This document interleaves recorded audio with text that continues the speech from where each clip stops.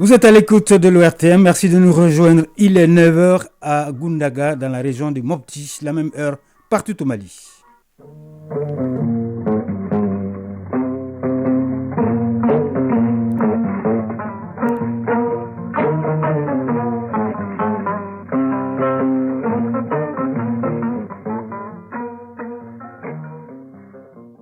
Le journal Kodi Sibi.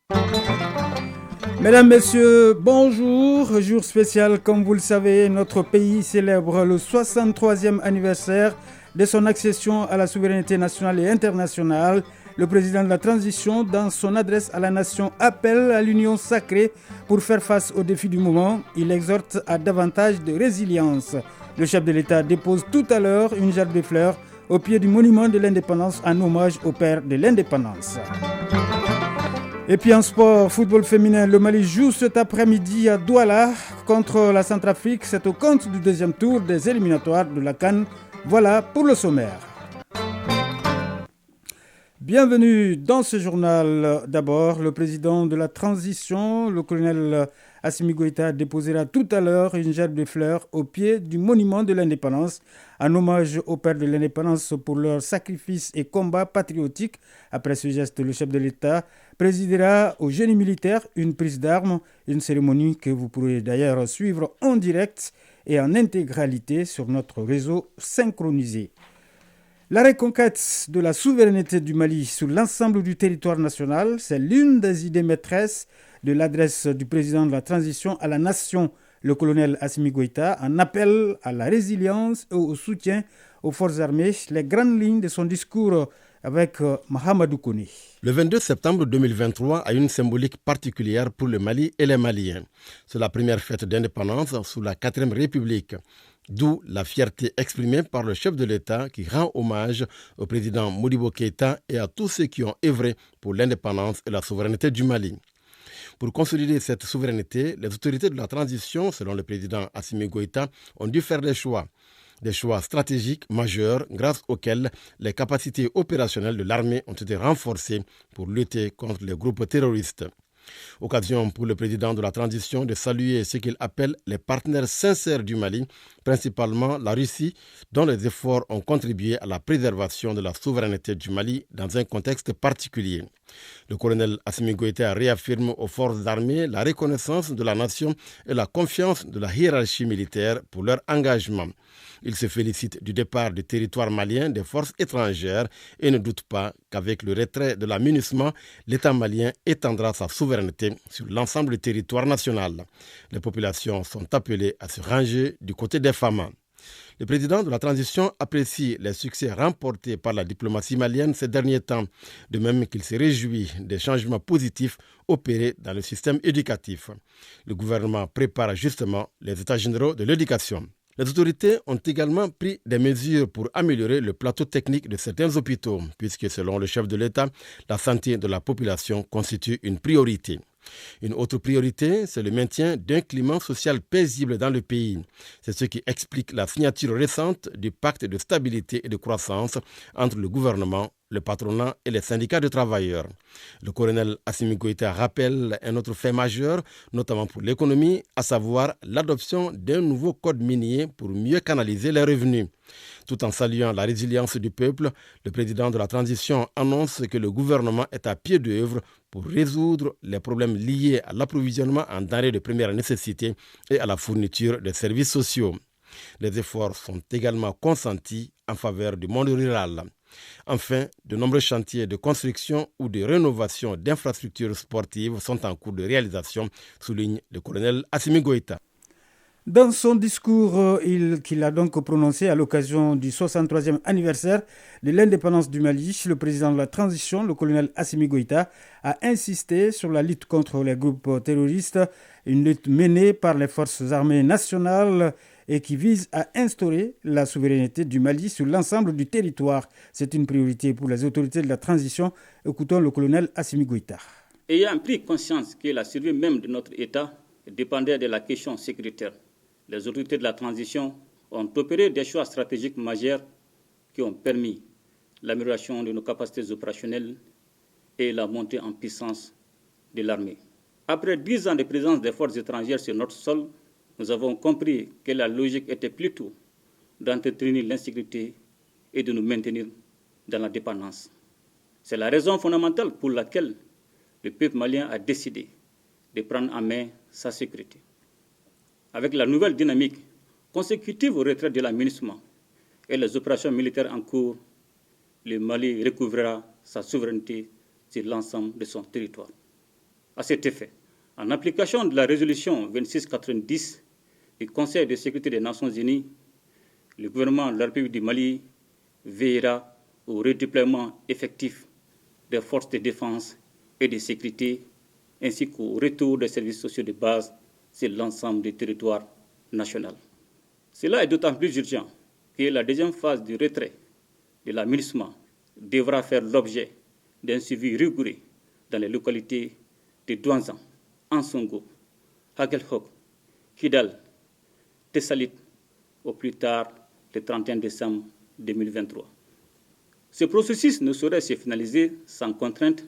Toutefois, j'invite les populations à resserrer les rangs autour des femmes dans l'accomplissement de cette mission décisive.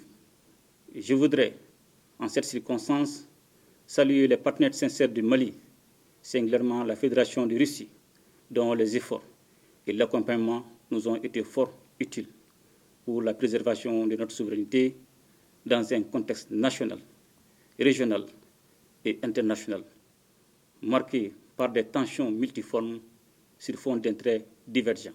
C'est aussi le lieu de réaffirmer aux femmes la reconnaissance de la nation et la confiance de la hiérarchie militaire pour leur engagement constant dans la défense opérationnelle du territoire et la préservation de notre souveraineté. Le président de la transition a évoqué aussi les mesures en cours et celles envisagées par les autorités pour satisfaire les besoins de la population. Il se réjouit de l'engagement du peuple à soutenir la transition. Assimi Goïta. Je voudrais en ce jour anniversaire saluer la résilience du peuple malien qui consent d'énormes sacrifices pour que nous puissions atteindre nos nobles objectifs de développement et de reconquête de notre souveraineté. Aussi, le gouvernement est à pied d'œuvre pour résoudre les problèmes liés à l'approvisionnement de la population en denrées de première nécessité et de la fourniture des services sociaux. Je voudrais également saluer la signature du pacte de stabilité et de croissance entre le gouvernement, le patronat et les syndicats de travailleurs. La signature de ce document si important démontre le souci de l'ensemble des acteurs de mettre la stabilité de l'État au-dessus de tout et de créer un climat social apaisé, gage de développement socio-économique auquel nous aspirons tous. Maliennes, Maliens, mes chers compatriotes, le Mali vient d'adopter un nouveau code minier accompagné de la loi sur le contenu local. Avec ces deux textes, nous attendons sortir le secteur minier de sa situation actuelle d'enclave et l'intégrer à l'économie nationale. Par ce fait, notre pays canalisera les revenus qu'il est en droit d'attendre de l'exploitation minière et développer par la même occasion le tissu industriel et commercial, ainsi que les diverses infrastructures au niveau local et national. La création de la société de recherche et d'exploitation minérale, une société appartenant à l'État à 100% et qui sera chargée de faire de la recherche et de l'exploitation minière et prendre des participations dans le capital d'autres sociétés, participe de cet esprit. Le gouvernement travaille également sur le projet de création d'une usine d'affinage de l'or qui nous permettra d'assurer le traitement du minerai avant l'exportation, créant ainsi de l'emploi et de la valeur ajoutée. Voilà, à suivre après l'édition de 13h sur la radio nationale, les versions en langue nationale du message à la nation du président de la transition, colonel Assimi Goïta. Célébration hier à l'école de maintien de la paix à l'Une Blondembey de la journée internationale de la paix. Cette journée instituée par les Nations Unies est un appel à l'action en faveur de la promotion de la paix au Mali. Donc, le thème de cette journée est technologie numérique, désinformation et paix, le rôle de la jeunesse africaine. Reportage Mamadou Fani. Instituée depuis 1981 par l'ONU, la Journée internationale de la paix vise à renforcer les idéaux de paix, de non-violence et de cessez-le-feu à travers le monde. Le thème de cette année au niveau mondial est Action en faveur de la paix, nos ambitions pour les objectifs mondiaux.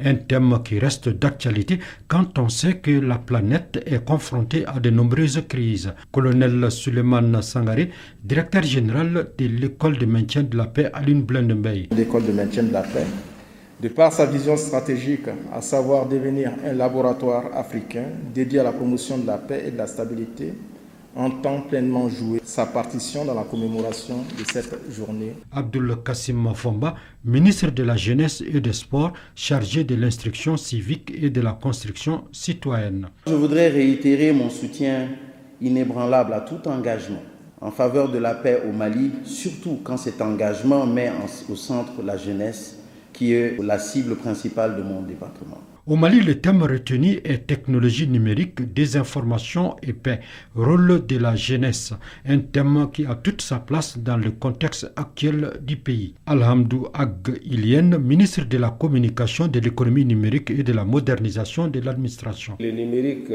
participe au Mali actuellement beaucoup dans le cadre de la désinformation, de l'intoxication et même de l'incitation à la haine.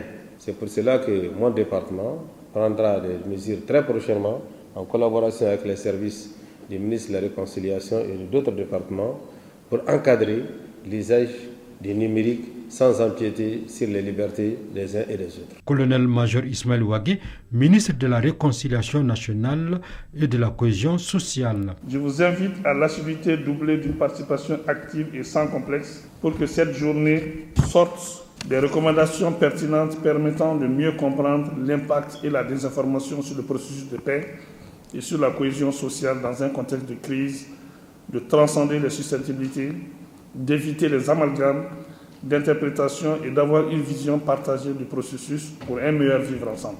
Lâcher de colombes et plantation d'arbres ont été les faits marquants de cette journée. Une minute de prière a été observée par les participants pour rendre hommage aux nombreuses victimes des différentes crises qui traversent notre pays.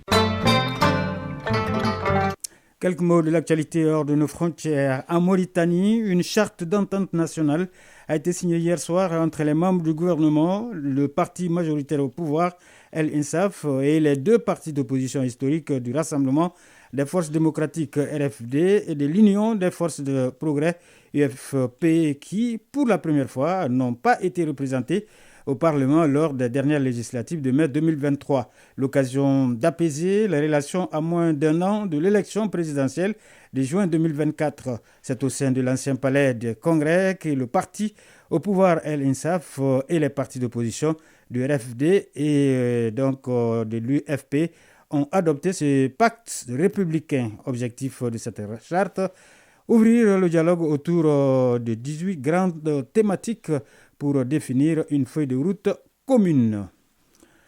Au Gabon, l'homme fort du pays, le général Brice Oligui Nguema, a rencontré Jean-Ping, opposant farouche à Ali Bongo. La rencontre s'est déroulée en deux phases. D'abord entre Jean-Ping et ses collaborateurs et le président de la transition, Brice Oligui Nguema, avec les membres de son cabinet. Ensuite, les deux hommes sont restés en tête-à-tête. Au sortir de l'audience, Jean-Ping, radieux, donc tout sourire, a radicalement changé de posture. J'ai été extrêmement honoré et ravi d'avoir cet entretien avec le président de la transition. Nous sommes là, prêts à travailler avec lui et prêts à prendre nos responsabilités si on nous demande de les prendre comme nous l'estimons. Ces 7 dernières années, Jean-Ping vivait reclus donc dans sa résidence du quartier Charbonnage. Il continuait à revendiquer sa victoire à l'élection présidentielle de 2016 qu'il estimait avoir été volé donc par Ali Bongo. Son passeport confisqué lui a été rendu 2 mois avant la dernière élection présidentielle. Âgé de 80 ans, le diplomate de carrière dit être prêt à travailler à nouveau pour le pays. La page des sports, c'est tout de suite.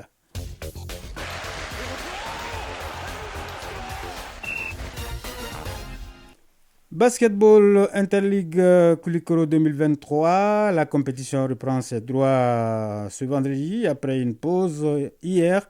Eh bien, la Fédération malienne de Vovinan Viet-Voda organise demain la 8e édition de son championnat national. Il se tiendra dans la salle Abdallah Maman Aïdara du stade du 26 mars de Yirimadio Football.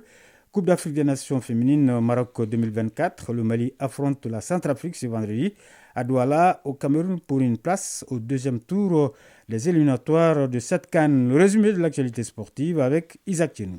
Éliminatoire Coupe d'Afrique des Nations féminines Maroc 2024. Le Mali affronte la Centrafrique ce vendredi à Douala, au Cameroun, pour une place au deuxième tour des éliminatoires de cette CAN. Le match de retour est prévu le 26 septembre au stade du 26 mars. Hier, les résultats ont été enregistrés. La Guinée-Conakry a été sans pitié de l'île Maurice 8-0. Le Congo est allé battre la Guinée-Bissau par 1-0. La Namibie a déplacement à gagner face à la Gambie 3-2. Lors de la rencontre inaugurale, les étalons dames se sont imposés par le score de 3-2 face à l'Eswatini. Le Rwanda a perdu contre le Ghana 7-0 et l'Ouganda a été battu par l'Algérie 2-1. À noter que le Maroc, en sa qualité de pays hôte de la compétition, est directement qualifié pour la phase finale du tournoi. Championne d'Afrique en titre, l'Afrique du Sud est exemptée du premier tour, tout comme la Zambie est médaillée de bronze lors de la dernière édition. Sur le plan national, la Fédération malienne de Vovinan Viet-Voda, une discipline d'origine vietnamienne, organise ce samedi la 8e édition de son championnat national. Il se tiendra dans la salle Adra du stade du 26 mars de Yirimadio. Pour l'occasion, nous sommes entretenus avec le secrétaire général de la Fédération malienne, Sekou Amadou Timbo, qui nous explique le déroulement de cette activité annuelle. Il a été joint par Daouda Kone.